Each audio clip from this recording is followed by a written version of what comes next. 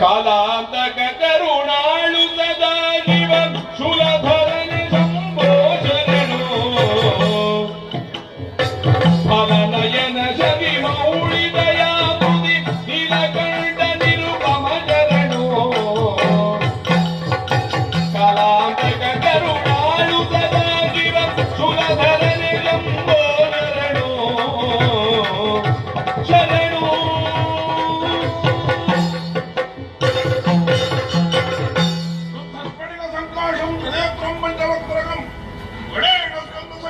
ಒಂದೇ ವಂಚಿತ ಸಿದ್ಧಯೇ ಈಗ ಸಕಲರು ಕೊಂಡಾಡುವಂತಾವೋ ಭರ್ತನೆ, ಓ ಹರನೆ, ಓ ಪಾರ್ವತೀ ರಮಣನೆ, ಇದೋ ಕೈಲಾಸವಾಸಿಯಾದ ನಿನ್ನ ಪದಯುಗ್ಮಗಳಲ್ಲಿ ನಿನ್ನ ಪರಮ ಭಕ್ತನಾದ ರಂಗಾಧೀಶ್ವರ ಒಡಮಾಡುತ್ತಿದ್ದಾನೆ, ನಮಸ್ಕರಿಸುತ್ತಿದ್ದಾನೆ. ತಂದೆ ತಾಯಂದ್ರೆ ಆಶೀರ್ವಾದ ಮಾಡಬೇಕು. ಶುಭವಾಗಲಪ್ಪ. ಅವಳ ಈ ಹಿಂದೆಯೂ ನೀನು ಬಂದವ ನೋಡಿದೆಯ ನಮ್ಮ ಶಿವಾಯುತ ಪಂಚಾಕ್ಷರಿ ಮಂತ್ರದ ಮೂಲಕ ದೇವರನ್ನು ಪ್ರಸನ್ನೀಕರಿಸುವ ಉದ್ದೇಶ ನಮ್ಮ ಭಕ್ತರದ್ದು. ಹಾಗೆ ನೀನು ಕೂಡ ಆರಾಧಿಸ್ತಾ ಇದ್ದಿ, ಪೂಜಿಸ್ತಾ ಇದ್ದಿ, ಅರ್ಪಿಸುತ್ತಾ ಇದ್ದಿ, ಸಂತೋಷವಾಯಿತು. ಆದರೆ ಅನುದ್ದೇಶಿತವಾಗಿ ಮಂದಬುದ್ಧಿಯನ್ನು ಆಗಿದ್ರೂ ಕೂಡ ಕಾರ್ಯಪ್ರವೃತ್ತನಾಗುವುದಿಲ್ಲವಲ್ಲ. ನಾನು ಹೇಗೆ ಮಾಡ್ಲಿಕ್ಕೆ? ಲಂಕೆಯನ್ನು ಬಿಟ್ಟು ಈ ಕೈಲಾಸ ಲೋಕಕ್ಕೆ ಬಂದಿದ್ದಿ, ಕಾರಣ ಇರಲೇಬೇಕಲ್ಲ. ಏನಾಗಬೇಕು?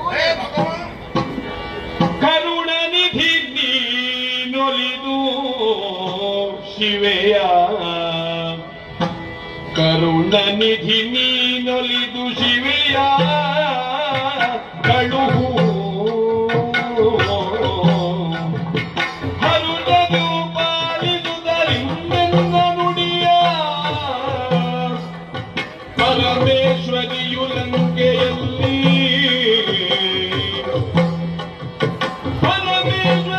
ಲಂಕೆಯಲ್ಲಿ ನಿಂತು ಹರದಲೆ ಮುನ್ನನು ಶುದ್ಧ ಭಕ್ತಿಗೊಲಿದಲ್ಲಿ ಕರುಣನಿಧಿ ನೀನೊಲಿದು ಶಿವೆಯ ಕಳುಹು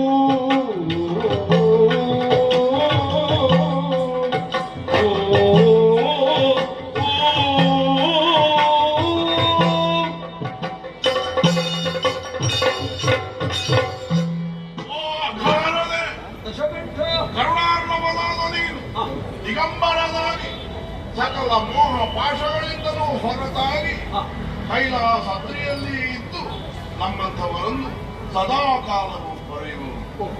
ಆದ್ದರಿಂದಲೇ ನಮ್ಮಂತಹ ಭಕ್ತರ ಕೇಳಿಕೆಗೆ ಮನ್ನಣೆಯನ್ನು ಕೊಟ್ಟು ಕೇಳಿದ್ದನ್ನು ಬಡ ಮಾಡುವ